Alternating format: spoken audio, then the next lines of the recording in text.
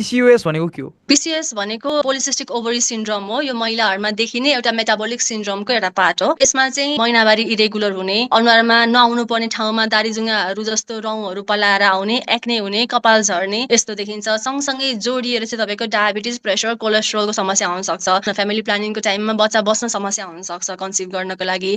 र यसमा अलिकति पछि गएर हुन सक्ने समस्यामा पाठेघरको ट्युमरहरू पलाउने डर हुन्छ। यो चाहिँ युजुअली अलिकति वेट बढी भएको महिलाहरूमा देखिन्छ।